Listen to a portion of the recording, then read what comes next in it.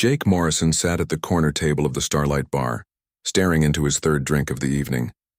The liquid inside glowed faintly blue, some alien mix that burned going down but cost half the price of human whiskey. At 32 years old, Jake had seen more combat zones than most soldiers saw in a lifetime. His knuckles were scarred, his face had a permanent hard edge, and his eyes held the kind of tired that sleep never fixed. The bar was located in the seedier part of New Terra's main spaceport. Aliens of a dozen different species mixed with humans, all of them trying to forget something or find something. Jake was doing both. His last job had paid well, but the money was running out fast. Soon he would need to find another contract, another war, another employer who needed someone willing to do the dirty work. That was when she walked in. She was Velkari. That much was obvious. The Velkari were hard to miss even in a crowd. They stood taller than humans, with skin that shimmered slightly in the light, changing from deep purple to soft lavender depending on the angle. Their eyes were larger than human eyes, with colors that seemed to shift and swirl. This particular Velkari wore elegant robes that marked her as someone important, someone who definitely did not belong in a place like this. Jake watched her scan the room until her eyes landed on him. She moved through the crowd with grace, ignoring the stares from other patrons. When she reached his table, she spoke in perfect English, though her voice had a musical quality that no human voice could match. "You are Jake Morrison," she said. It was not a question. "Depends on who is asking," Jake replied, not bothering to look up from his drink. "My name is Ambassador Kira. I represent the Velkari Empire. I have a job offer for you." That got his attention. Jake finally looked up at her. "The Velkari do not usually hire humans for anything beyond grunt work." "What makes me special?" "Your reputation," Kira said, sitting down without being invited. "You have completed 17 protection contracts without losing a single client. You are skilled, discreet, and most importantly, you are an outsider to our political system." Jake leaned back in his chair. "Protection detail? For who?" "Princess Lyra Veltara, youngest daughter of Queen Sareth. The princess is conducting a diplomatic tour of the Outer Rim worlds. Intelligence suggests that certain factions within our empire would prefer she not return from this tour. So someone wants her dead, and you can't trust your own people to protect her." "Sounds messy." Jake took another drink. "I charge extra for messy." Kira slid a datapad across the table. Jake picked it up and looked at the numbers. His eyes widened slightly.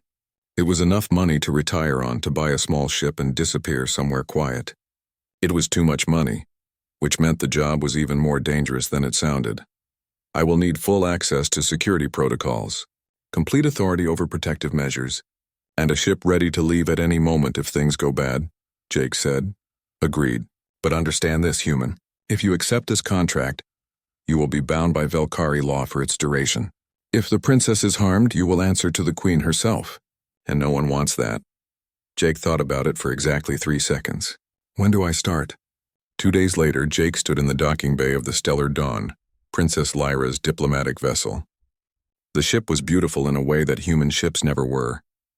Where human ships were built for function, Velkari ships were works of art, all flowing curves and bioluminescent panels that pulsed with soft light. A Velkari guard approached him, looking down with barely concealed disgust. "You are the human. The princess is waiting in the observation deck. Do not embarrass yourself." Jake ignored the insult and made his way through the ship. Other Velkari crew members watched him pass, their expressions ranging from curiosity to outright hostility. Humans had a reputation in the galaxy as being good at violence and not much else. The fact that a human had been hired to protect a princess was probably insulting to many of them. The observation deck was a large room with transparent walls that looked out into space. Standing at the center was Princess Lyra. She was younger than Jake expected, probably equivalent to a human in her mid-20s. She wore simpler robes than Ambassador Kira, in shades of silver and blue. When she turned to face him, Jake was struck by how different she looked from other Velkari he had met. Her eyes held warmth instead of cold superiority. "You must be Jake Morrison," she said, her voice gentle. "Thank you for accepting this assignment." Jake gave a short bow, not quite sure what the proper Velkari greeting was. "Just doing my job, Your Highness. Please call me Lyra. We will be spending a great deal of time together. Formality seems unnecessary."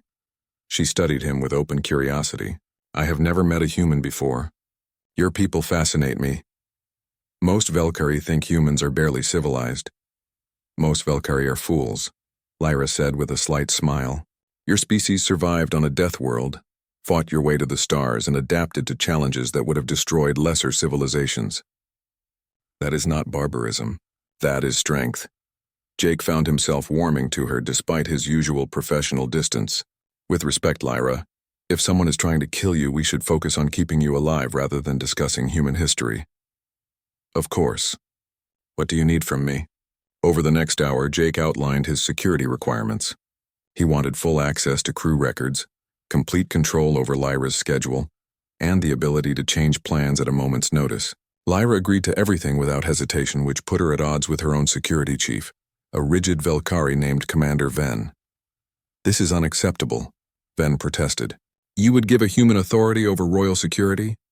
I would give authority to whoever is most qualified, Lyra replied calmly. Jake Morrison has never lost a client. Can you say the same, Commander? Ven had no answer to that. He left the room, anger radiating from every movement. The first week passed without incident.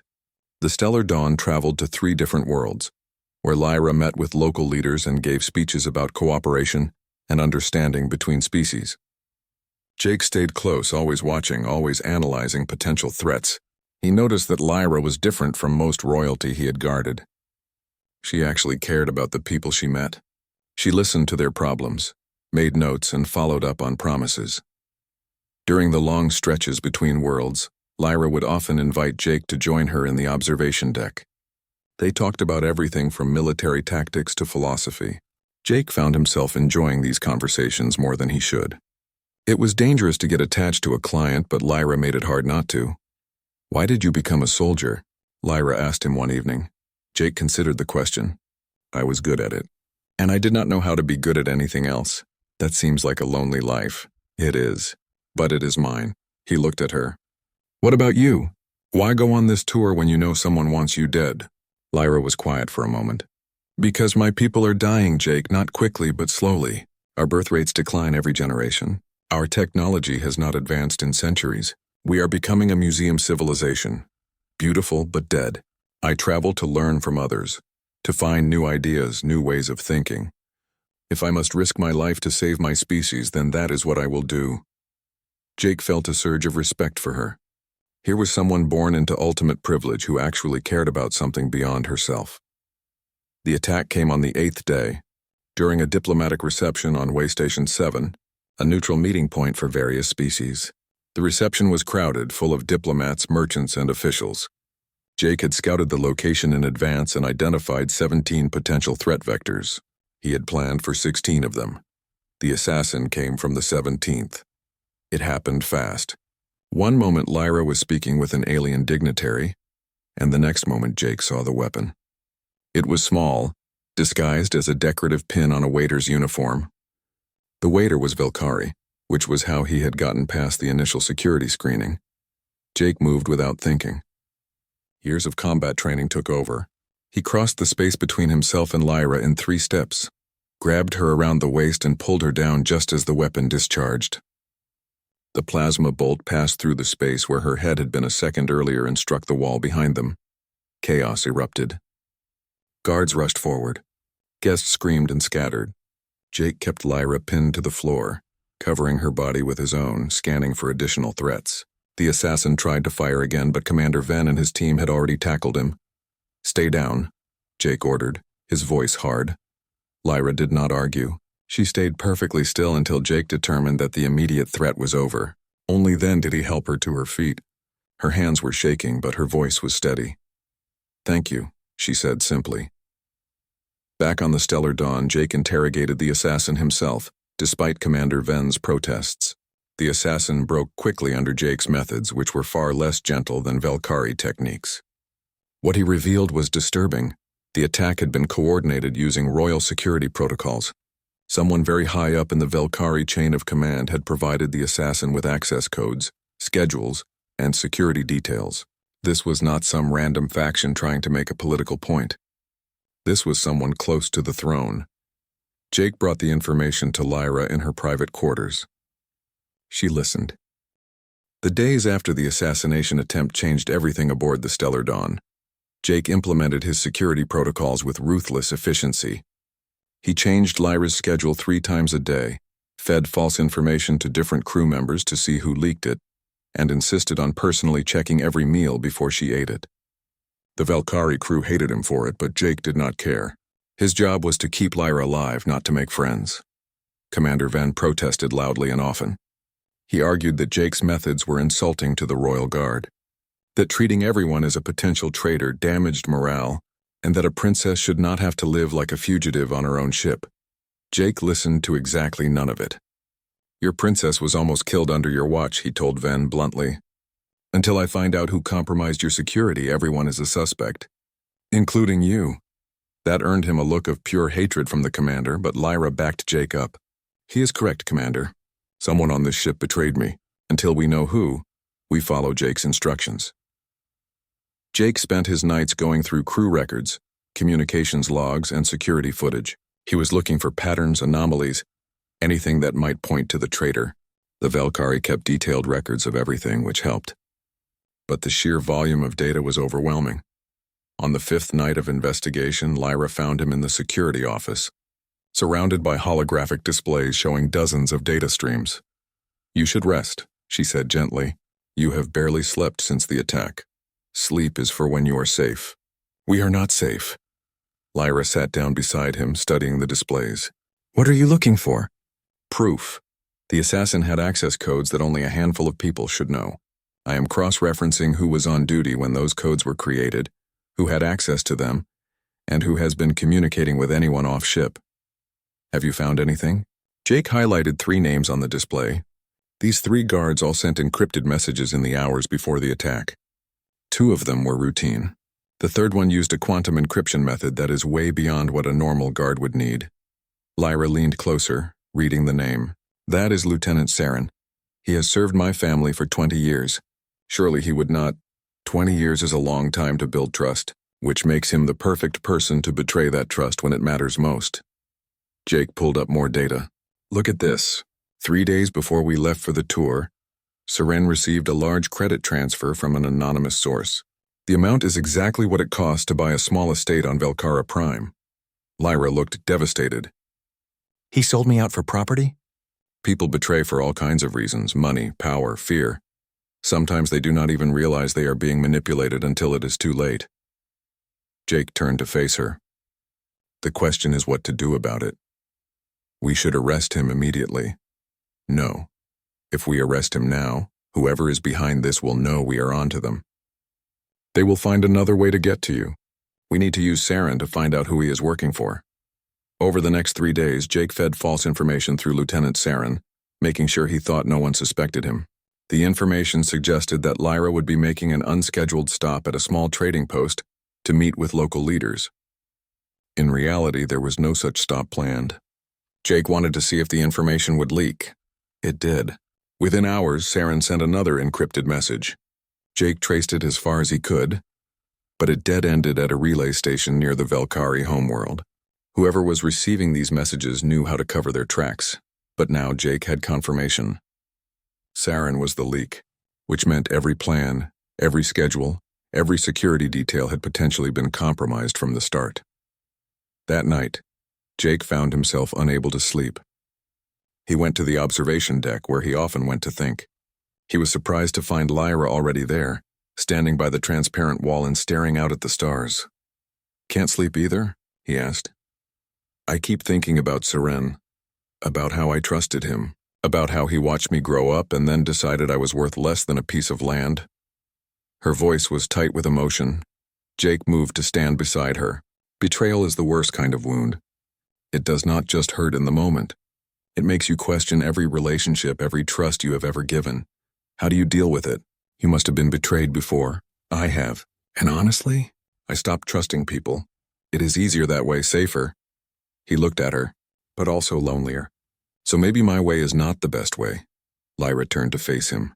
Do you trust me? The question caught Jake off guard. He thought about lying, about maintaining professional distance. But something in Lyra's eyes made him tell the truth. Yes. I do not know why, and I know it is probably stupid, but yes, I trust you. I trust you too, Jake Morrison. Perhaps we can both learn to trust again. Together. The moment stretched between them, charged with something neither of them wanted to name. Then the ship's alarm shattered the silence. Battle stations. A voice announced over the communication system. We are under attack. Jake grabbed Lyra's hand. Stay with me. Do not leave my side for any reason. They ran through the corridors as the ship shook around them. Other crew members rushed past, heading to their stations. Jake pulled Lyra into an alcove and activated his communication device. What is happening? He demanded. Commander Ven's voice came back, strained with stress. 3 attack ships. Velkari military design, but with no identification signatures. They appeared out of nowhere and started firing. Military ships. That means this is not random pirates. Someone with serious resources wants her dead. Jake looked at Lyra. We need to get you to an escape pod. I will not abandon my ship and crew. If you die, they die anyway. The only reason to attack this ship is to kill you. If you are gone, they have no reason to destroy the Stellar Dawn. Lyra looked like she wanted to argue, but another explosion rocked the ship. Sparks rained down from a damaged ceiling panel. Jake made the decision for both of them. He pulled her toward the escape pod bay. They were halfway there when Lieutenant Saren appeared in front of them, blocking the corridor. He held a weapon pointed directly at Lyra. I am sorry, Your Highness, Saren said, and he actually sounded sorry. But I have my orders. You're not supposed to survive this attack. Jake stepped in front of Lyra without thinking. Orders from who? That is not your concern, human. Step aside. This does not involve you. Everything that threatens her involves me. Jake kept his voice calm, but his muscles were coiled, ready to move. You do not want to do this, Saren. Whatever they promised you, it is not worth killing someone you have protected for years. You do not understand our culture, our politics. The princess's ideas will destroy the empire. She wants to mix our bloodlines with inferior species, to abandon traditions that have kept us strong for millennia. I am saving my people by doing this. You are murdering an innocent woman because someone convinced you that change equals destruction. That is not salvation. That is cowardice. Saren's hand tightened on the weapon. Last warning, move. Jake moved, but not the way Saren expected. He dove forward, angling his body so that if Saren fired, the shot would hit Jake instead of Lyra. He heard the weapon discharge, felt the searing heat of the plasma bolt strike his shoulder, and then he crashed into Saren. The pain was incredible, like someone had pressed a white-hot iron into his flesh, but Jake had been shot before. He knew how to function through pain. His training took over. He grabbed Saren's weapon hand, twisted it at an angle that forced the Velkari to drop the gun, and then drove his elbow into Saren's face. Saren went down hard. Jake picked up the dropped weapon and pointed it at the traitor, though his injured arm was shaking badly. Jake! Lyra was beside him, her hands hovering over his wound. You are hurt. I am fine. We need to keep moving. You are not fine. You took a plasma bolt meant for me. Her voice broke. Why would you do that? Because keeping you alive is my job. He tried to smile, but it came out more like a grimace. Besides, I have been shot before. Builds character. Lyra looked at him with an expression Jake could not quite read. Then she did something unexpected. She placed her hand over his wound and her palm began to glow with soft blue light. Jake felt warmth spread through his shoulder, and the pain started to fade. Velkari can channel our bioenergy for healing. It is not as effective as medical technology, but it will stabilize you until we reach the medical bay. Her face was very close to his. Do not ever take a shot for me again. Your life is not worth less than mine. That is not your decision to make. They made it to the escape pod bay. Commander Ven and several guards were there, preparing to evacuate non-essential personnel. Princess, thank the stars you are safe. Ven saw Saren unconscious on the floor behind them and his expression darkened. He was the traitor? Yes. And we need to leave now before the attack ships decide to just blow this vessel apart. The evacuation was chaotic but organized. The Velkari military training showed through even in crisis. Within 10 minutes, all non-combat personnel were in escape pods, including Lyra. Jake insisted on staying in the same pod. Despite Commander Ven's protests, as their pod launched, Jake watched through the small window as the Stellar Dawn continued to fight the 3 attack ships. The diplomatic vessel was not built for combat, but its shields were holding, and its... Princess Lyra was to return to Velkara Prime immediately. There would be no debate, no negotiation. The Queen had spoken. Lyra stood in her quarters reading the message for the third time. Her face showed no emotion, but Jake had learned to read the subtle signs. The way her shoulders tensed, the slight color shift in her skin, she was afraid. What does this mean? Jake asked. It means my mother has heard about the attacks, about how close I came to dying. She is summoning me home where she can keep me safe. Lyra set down the message, or where she can keep me controlled. You do not want to go back? Of course not. My work out here is not finished. I've barely begun to learn what I need to know. But when the Queen commands, we obey. She looked at Jake. Even if that command feels like a cage. The journey to Velkara Prime took 5 days. Jake spent most of that time researching the Velkari homeworld and its customs. He had never expected to visit the place. Very few humans had. The Velkari were not welcoming to outsiders, especially not in their sacred capital. When they finally arrived, Jake understood why the Velkari were so proud. Velkara Prime was breathtaking. The planet had 3 moons that created strange tides of light across the surface. The capital city was built from crystalline structures that caught and refracted sunlight, making the whole place shimmer like a dream. Forests of bioluminescent trees surrounded the city, glowing softly even in daylight. But beneath the beauty, Jake sensed something wrong. The cities were too quiet, too empty. The Velkari he saw moved with a kind of lethargy, as if they were going through motions without real purpose. This was a dying civilization, he realized. Beautiful but hollow. The royal palace was even more impressive. It rose from the center of the capital like a mountain made of living light. Towers spiraled upward, connected by bridges that seemed too delicate to support weight. Gardens filled with alien plants surrounded the structure, and the air smelled of flowers Jake had no name for. As they walked through the palace corridors, Jake felt dozens of eyes on him. The Velkari nobles and servants stared at him with open curiosity, or barely concealed disgust.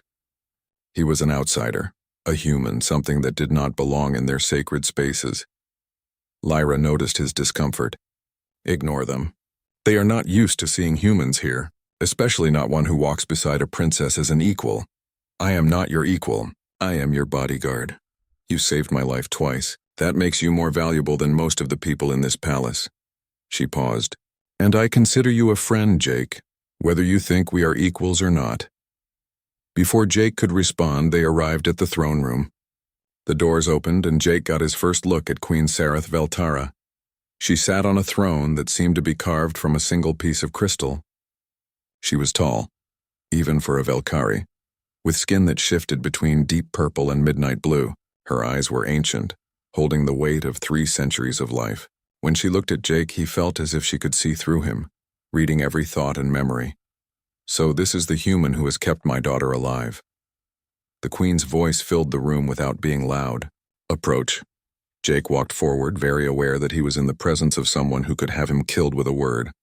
He bowed, not knowing the proper protocol but figuring respect was universal. You may rise. The Queen studied him. You are smaller than I expected. Humans always seem larger in the stories. I am average for my species, Your Majesty.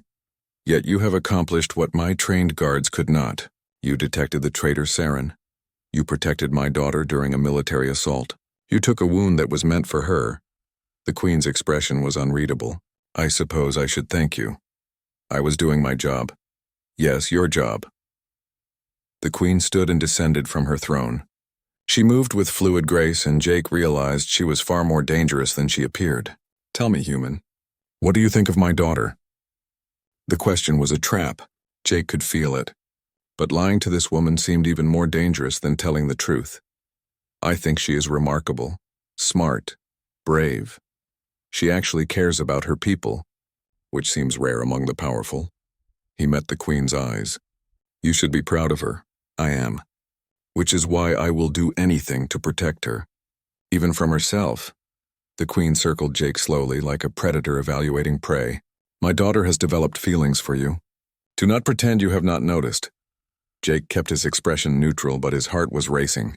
With respect, Your Majesty, that is between your daughter and myself. Nothing involving my daughter is solely her concern.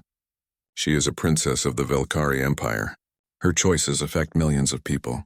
A relationship with a human would be political suicide. It would give her enemies exactly the ammunition they need to destroy her. Then it is a good thing I am just her bodyguard. The Queen smiled, but it held no warmth. You are a poor liar, Jake Morrison. I can see it in how you look at her, how you move to protect her before conscious thought. You have feelings for my daughter. The question is what you intend to do about them. Jake said nothing. What could he say? The Queen was right. I am going to give you a choice, human. Leave Velcara Prime tonight. I will pay you triple your contracted amount. Enough wealth to live comfortably for the rest of your natural life. Go back to human space and never contact my daughter again. And if I refuse, then you will stay and watch as Lyra's political enemies use your presence to destroy everything she has worked for. They will paint her as a race traitor, as someone who has abandoned Velcari purity for a human pet. Every reform she wants to implement will be blocked. Every ally will turn away. She will be isolated and powerless, all because she cares about you. The Queen moved closer. I am not offering you wealth to be kind. I am offering it because I love my daughter enough to want her to have a chance at real power, real change, and you being here destroys that chance, so choose your feelings or her future. Jake felt like he had been punched in the chest. Everything the Queen said made terrible sense. His presence was a liability. Lyra could never achieve her goals with a human bodyguard who she clearly had feelings for. The smart move, the right move, was to take the money and leave. How long do I have to decide? Until tomorrow morning.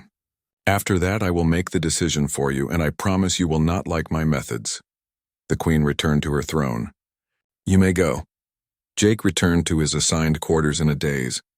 The rooms were luxurious by any standard, but he barely noticed. He sat on the edge of the bed and put his head in his hands. He had faced death more times than he could count. He had fought in wars, survived impossible situations, and walked away from things that should have killed him. But this decision was harder than any battle. A soft knock on his door interrupted his thoughts.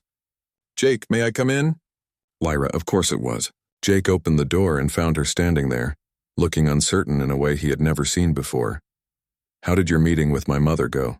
About as well as expected. Jake stepped aside to let her in. She is protective of you. She is controlling. There is a difference. Lyra walked to the window, looking out at the glowing gardens. What did she say to you? Jake considered lying, then decided Lyra deserved the truth. She offered me money to leave. A lot of money. Enough to disappear and never come back. Lyra went very still. When she spoke, her voice was barely above a whisper. Are you going to take it? I do not know. She turned to face him, and Jake saw tears in her eyes. In all their time together, through assassination attempts and battles, he had never seen her cry. I knew this would happen.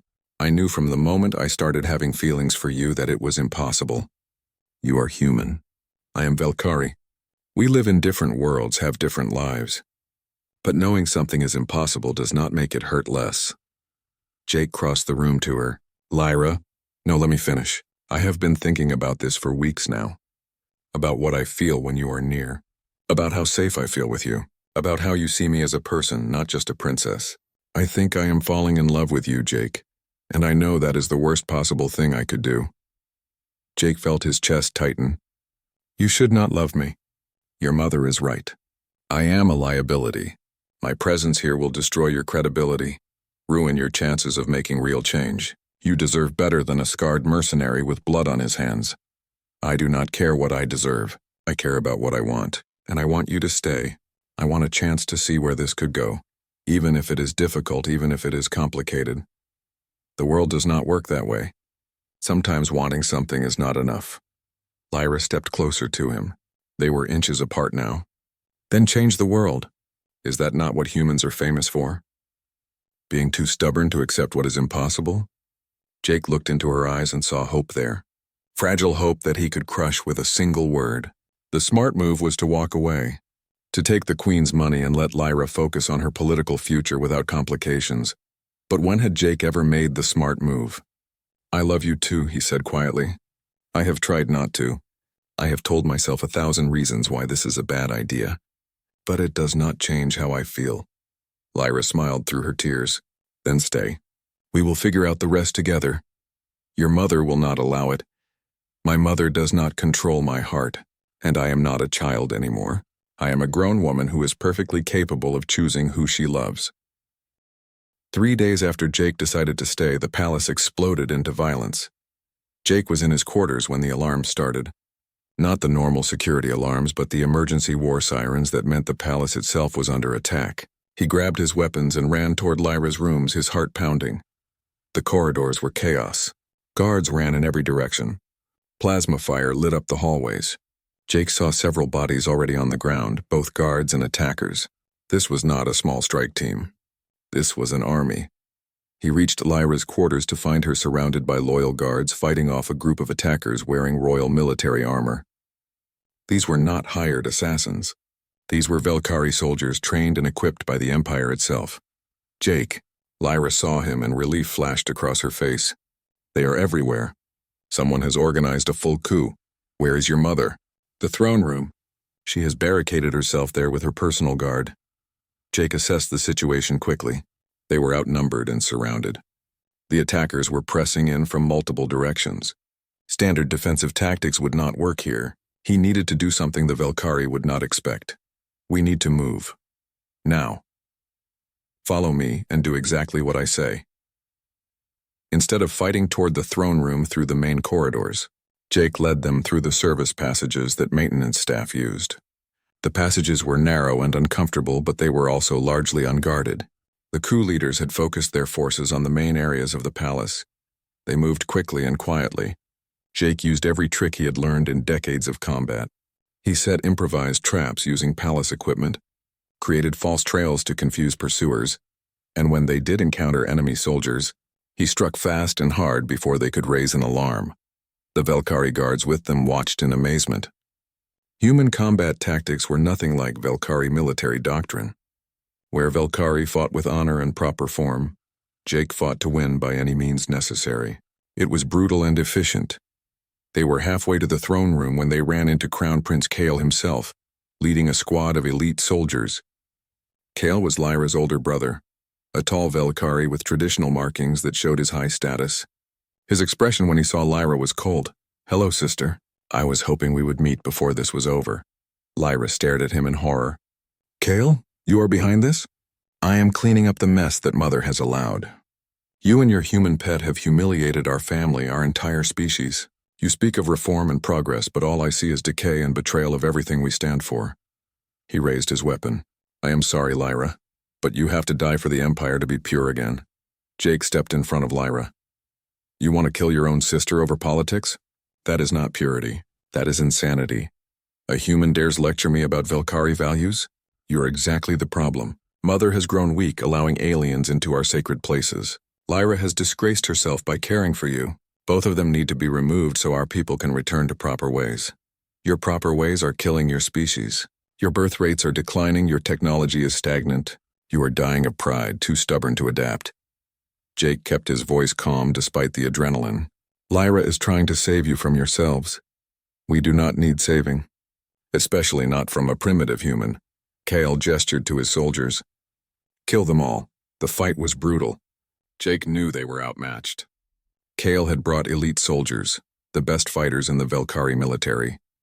But Jake had something they did not have. He had nothing to lose and everything to fight for. He fought like a demon. He used the environment, grabbing decorative items from the palace walls and turning them into weapons. He used the Velkhari own tactics against them, predicting their formal attack patterns and exploiting the gaps. He was wounded multiple times, but he kept moving, kept fighting. Behind him, Lyra and the loyal guards fought as well, but they were being pushed back. There were too many attackers. Then Princess Mira appeared with reinforcements for Kale. She was Lyra's older sister, known for her political cunning. Seeing her here confirmed what Jake had suspected. This was not just Kale's coup. This was a coordinated effort by both older siblings to remove their younger sister and take power. "Poor Lyra," Mira said with false sympathy. "You always were too idealistic. You actually believed our people would accept a human in the royal family. That naive hope is what makes you unfit to rule." Jake realized they had no chance of winning this fight. There were too many enemies. He needed a different plan. "The throne room," he said quietly to Lyra. "We need to get your mother and get to the bunker. We will never make it through all of them. I will make a path. When I give the signal, run. Do not stop for anything.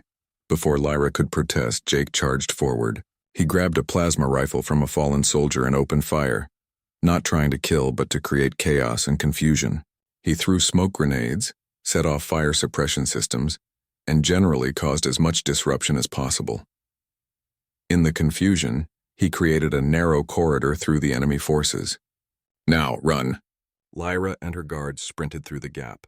Jake covered their escape, laying down suppressing fire. He took several hits, feeling plasma burns sear across his back and legs, but he kept firing until Lyra was clear. Then he turned and ran after them. Kale and Mira were shouting orders, sending soldiers in pursuit. Jake could hear them closing in behind him. They burst into the throne room to find Queen Sareth fighting alongside her personal guard. The queen was ancient but far from helpless.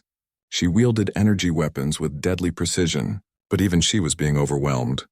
"Mother," Lyra called out. The queen turned, relief and worry mixing on her face. Lyra thanked the stars.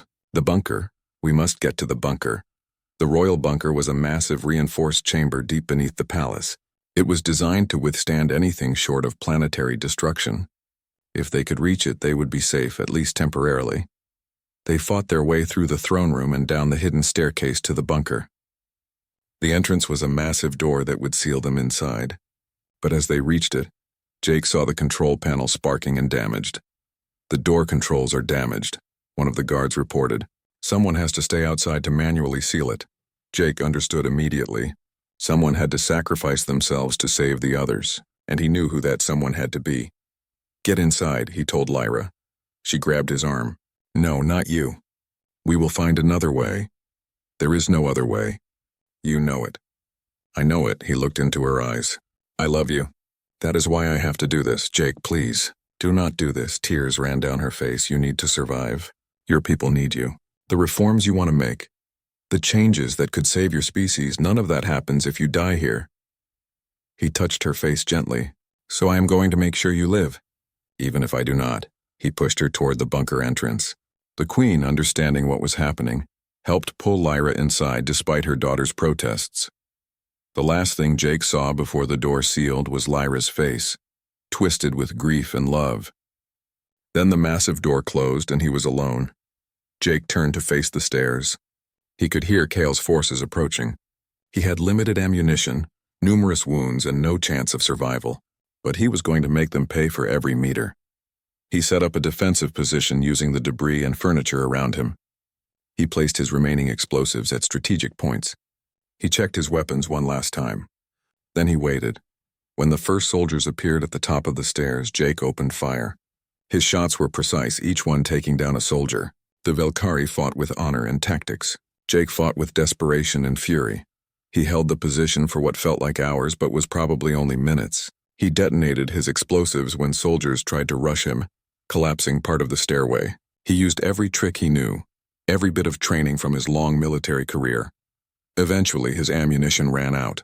He switched to hand-to-hand combat, using a piece of broken metal as a weapon. The Velkari soldiers were shocked. They had never seen anyone fight with such intensity, such complete disregard for their own safety. Jake was not trying to survive anymore. He was trying to buy time. Every second he held them here was another second for help to arrive, for the loyal forces to regroup. He fought until his body simply could not continue. Multiple wounds, exhaustion, and blood loss finally caught up with him. He fell to his knees, still trying to stand, still trying to fight. Crown Prince Kale walked down the stairs, stepping over the bodies of his own soldiers. He looked at Jake with a mixture of respect and disgust. "You are a remarkable warrior, human.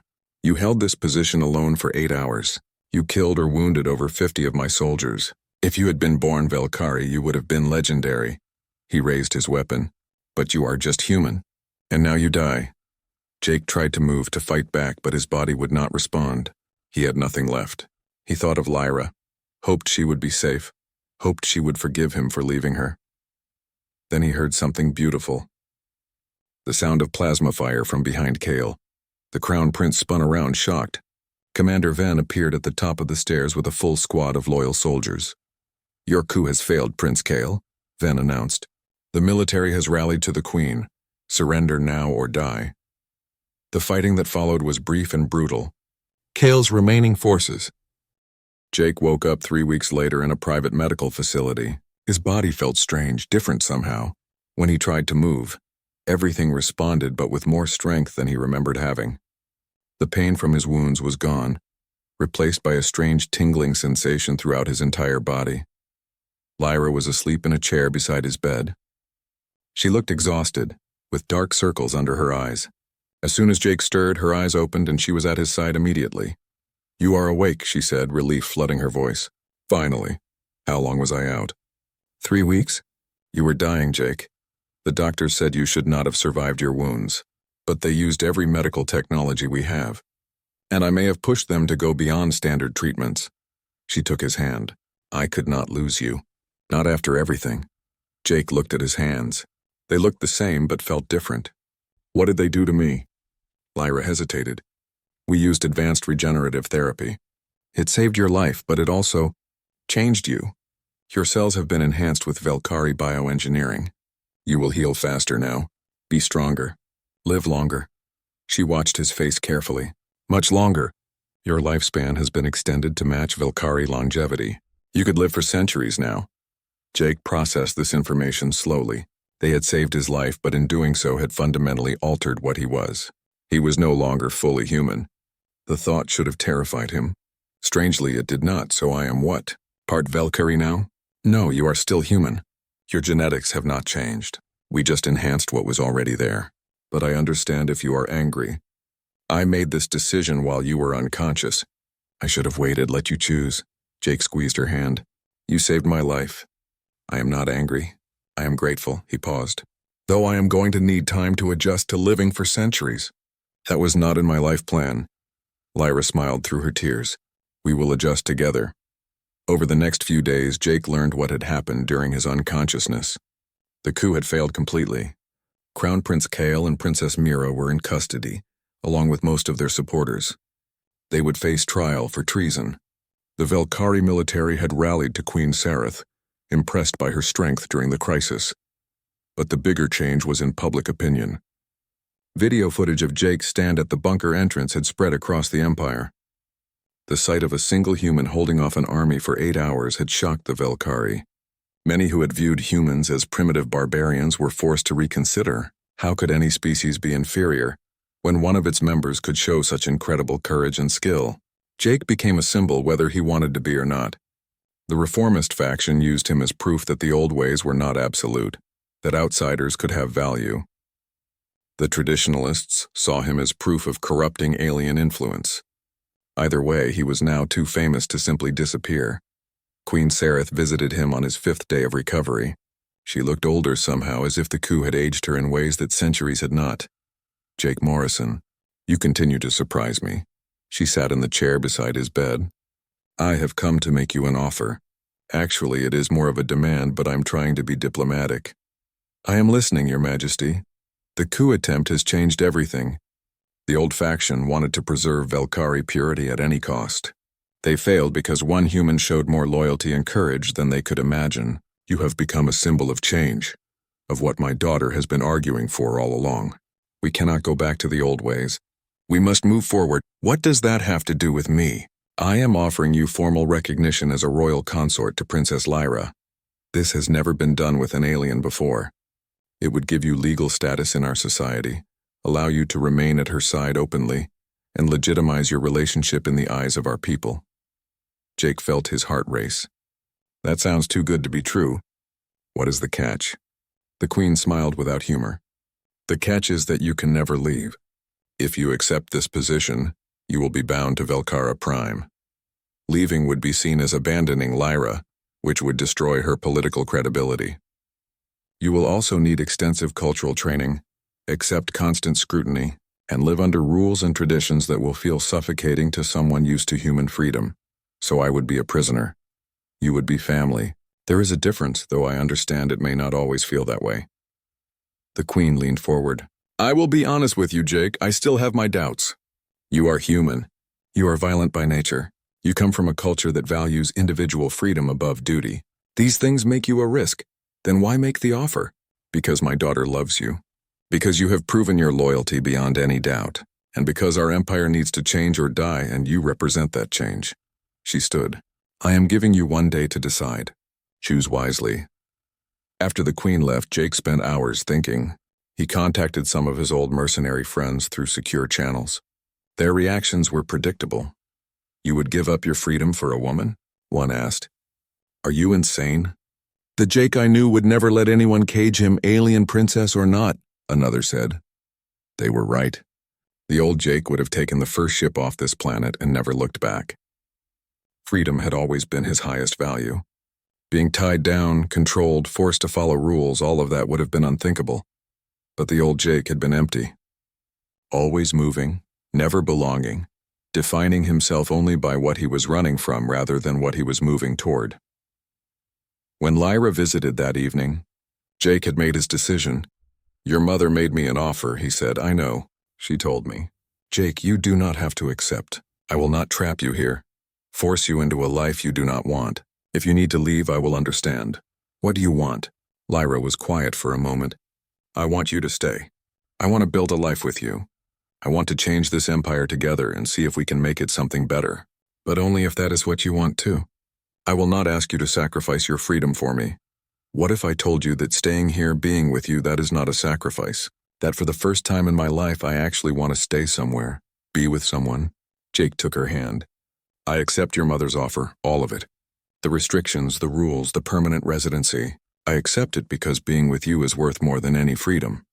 Lyra kissed him, and for a moment the rest of the galaxy faded away. When they finally pulled apart, both of them were smiling. There is one condition, Jake said. What is that? I stay myself. I will not pretend to be something I am not. I will learn your customs, respect your traditions, but I will not hide my human nature. If you want me, you get all of me, the good and the rough parts. I would not want it any other way. The formal bonding ceremony was held 2 weeks later. Once Jake was fully recovered, it was broadcast across the Empire, a massive public event that divided the Velkari population. Half watched in fascination, curious about this unprecedented union. The other half watched in horror, seeing it as the final proof of their civilization's decay. Jake stood beside Lyra in formal attire that had been specially made for him. It combined Velkari elegance with practical human design. He looked both ridiculous and dignified, which seemed appropriate. The ceremony itself was long and filled with traditions Jake barely understood. He spoke the formal vows in Velkari, stumbling over some of the words. Lyra spoke hers perfectly. When it came time to complete the bonding, they clasped hands and a soft light surrounded them, the visible sign of Velkari bioenergy connecting them. Then Jake did something no one expected. He pulled Lyra close and kissed her the human way, a gesture of affection that the Velkari did not practice. The crowd reacted with shock, but Lyra laughed with genuine joy and kissed him back. That moment was captured by every camera, that image of a princess and a human sharing a kiss that bridged their two species. It became the defining image of the new era. Afterward, at the reception, Jake endured endless introductions to Velkari nobles. Most were polite to his face while clearly disapproving. A few were genuinely welcoming, curious about him and what he represented. All of them watched him carefully, waiting to see if this human could really adapt to their society. Queen Sareth approached him as the evening wore on. You survived your first official royal function. Congratulations. It was harder than combat. Politics usually is. She looked at him seriously. Remember our agreement, Jake Morrison. One major mistake, one moment that proves you are not worthy of my daughter, and I will find a way to remove you. Permanently. I remember. Good. Because despite my warnings, I hope you succeed. Lyra has never been happier, and our empire needs the kind of change you represent, even if it frightens many of us. She paused. Welcome to the family, human. Try not to embarrass us too much. Later that night, alone with Lyra in their new shared quarters, Jake stood by the window looking out at the glowing city. Lyra came to stand beside him, slipping her hand into his. What are you thinking? She asked. That I just committed to spending centuries on an alien world, surrounded by people who mostly think I'm a mistake. That I have given up my freedom, my old life, everything I used to value. He looked at her, and that I have never been more sure of a decision in my life. Regrets? None. You? None. She leaned against him. This will not be easy. we will face. 1 year after the bonding ceremony, Jake stood in the palace training room teaching Velkari security forces human combat techniques. The students watched him with a mixture of respect and fascination. A year ago, they would have dismissed him as a primitive barbarian. Now they hung on his every word. The year had not been easy. Jake underwent biological modifications that took months and left him feeling disconnected from his own body. He could now expect to live for centuries like the Velkari, but the treatment changed him in ways both obvious and subtle. He was stronger, healed faster, but sometimes looked at his reflection and wondered who that person was. He attended endless political functions where nobles whispered behind his back. He made mistakes constantly, accidentally insulting important people with human directness. He struggled with Velkari etiquette that seemed designed to be as complicated as possible. Every day felt like walking through a maze where the walls kept moving, but Lyra was always there. When he felt lost, she reminded him why he stayed. When he made social mistakes, she defended him and helped him understand what went wrong.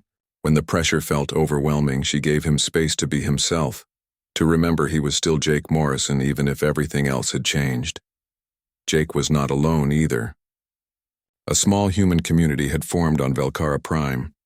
Diplomats, merchants, and a few former military personnel now served as cultural advisors. They became his anchor, reminding him of where he came from while helping him adjust to where he was going. Lyra's reforms were progressing slowly but steadily.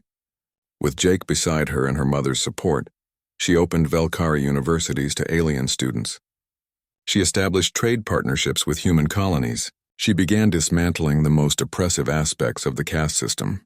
Each change was small, but together they were transforming the empire. The changes were bitterly contested. Conservative factions continued to resist. There were more assassination attempts, though Jake's reformed security protocol stopped all of them. His presence served a purpose beyond his relationship with Lyra. He became head of her security detail, implementing human military tactics that proved frustratingly effective. Then came the news that shocked the empire. Lyra was pregnant. Velkari and human hybrid children were thought impossible due to genetic incompatibility. But Velkari genetic engineering combined with human adaptability had created something unexpected. A child who was both species and neither, a living symbol of the change Lyra had been fighting for. The announcement created a political firestorm. Some saw it as proof that Velkari and humans could coexist, even merge. Others saw it as the final corruption of their pure bloodline. The debate raged across the empire. Queen Sareth remained true to her word, watching Jake constantly. She tested him in subtle ways. Once, she placed him in a situation where violence seemed like the only option, then watched to see if he would default to his mercenary instincts. Jake passed by finding a diplomatic solution instead. Another time, she offered him a chance to visit human space, supposedly for diplomatic reasons. It was a test to see if he would use the opportunity to escape. Jake declined, saying his place was with Lyra, especially with the baby coming. The critical test came when a group of human extremists attempted a terrorist attack on Velkara Prime. They were trying to destabilize the human and Velkari alliance, seeing it as a threat to human independence. They tried to recruit Jake, appealing to his human identity. One of them contacted him through secure channels. The message was simple and direct. You are a traitor to your own species. You have become a pet for alien masters, but it is not too late. Help us strike at the Velkari leadership and we will get you out. You can return to human space, be free again. Jake met them face to face, pretending to consider their offer. He listened to their plans, learned their targets, and then he did what he had to do. He stopped them. Not as a Velkari agent, but as someone who understood that their actions would hurt innocent people. But in stopping the attack, Jake had to fight humans. People who looked like him, sounded like him, who might have been his friends in another life. He stopped the attack with minimal casualties, but the experience left him shaken in ways that fighting Velkari enemies never had. After the incident, Jake withdrew. He spent days alone in the palace gardens, the only place he felt remotely at peace. He questioned everything. Was he a traitor to his own kind? Had he become so caught up in his new life that he forgot who he was? Lyra found him there one evening. She did not say anything at first, just sat beside him in the quiet. Finally, Jake broke the silence. I fought humans today, my own people, and I did it to protect Velkari interests. What does that make me? It makes you someone who protects innocent people from violence regardless of species. Those humans were planning to kill civilians, Jake. Stopping them was not betrayal. It was doing what was right. They said I was a traitor, that I had sold out my species for an alien woman. Lyra took his hand. Are you having regrets? About staying here, about us? Jake was quiet for a long time. Every single day I think about the life I gave up. Every day I feel like I do not quite fit here. The nobles stare at me. The servants whisper. I make mistakes with your customs. I miss things about human culture that I did not even know I valued. And after today I wonder if I am losing myself in all of this. Lyra's face fell. Jake saw her preparing for him to say he was leaving, that it was too much. He squeezed her hand. But then I look at you. I think about the child we are going to have. I think about the changes we are making together, how we are proving that different species can build something beautiful together, and I realize that all those doubts and difficulties are worth it. Because being with you, building this life, that is where I belong now. You do not have to stay if this is hurting you, Jake. I would understand. I am not staying out of obligation. I am staying because this is where I choose to be. Yes, it is hard. Yes, I struggle. But for the first time in my life, I am part of something bigger than myself. I am not just a soldier or a mercenary. I am a husband, soon to be a father, and someone trying to help change an empire for the better. That is worth the struggle. Lyra leaned her head on his shoulder. I am exhausted too. The political battles, the constant resistance, the fear of failing our child before they are even born. Sometimes I wonder if we are fighting a war we cannot win. Then we are both stubborn idiots who refuse to quit. Seems like a good match to me. They sat together in the garden as the light faded and the bioluminescent plants began to glow. They did not need to say anything else. Just being together was enough. 7 months later, their daughter was born. They named her Elena, after Jake's mother who had died when he was young. Elena Morrison Veltara was small and perfect, with skin that shifted between human tones and Velkari purple depending on the light. She had Jake's eyes but Lyra's delicate features. She was beautiful and unique, belonging to both species and neither. The birth created another media sensation. Images of Jake holding his hybrid daughter spread across the empire.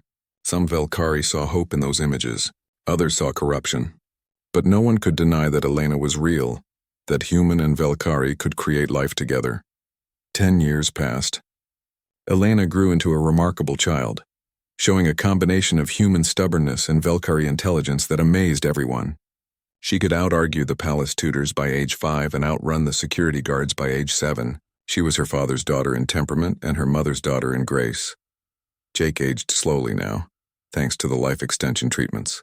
He looked perhaps 40 in human years, though he was actually 42. He had adjusted to palace life, though he still made occasional social mistakes that became family jokes. He commanded respect now, not just as Lyra's consort, but as someone who had proven his worth repeatedly. Lyra was preparing to inherit the throne. Queen Sereth was finally ready to step down, satisfied that her daughter was ready to lead. The reforms Lyra had implemented over the decade were beginning to show results. The empire was changing, slowly but surely. One evening, Jake found himself in the palace gardens watching Elena chase bioluminescent creatures through the plants. She was 9 years old now, full of energy and joy. Queen Sereth joined him, moving more slowly than she used to, but still commanding presence. Your daughter is remarkable, the queen said. She is. Takes after her mother and her father. That stubborn refusal to quit when things are difficult, that is all you. The queen watched Elena for a moment. I owe you an apology, Jake Morrison. Jake looked at her in surprise. The queen rarely apologized to anyone. 10 years ago I saw you as a threat, a human who did not belong in our world. I tested you constantly, waiting for you to fail to prove me right. But you never did. You adapted, you learned, you became part of our family. Not by changing who you are, but by being exactly who you are. I was wrong about you. You were protecting your daughter. I understand that. Yes, but I was also clinging to old ways of thinking. You have taught me something important. That different does not mean lesser. That change does not mean destruction. That love can bridge even the greatest divides if both sides are willing to meet in the middle. Lyra approached from the palace, one hand resting on her belly. They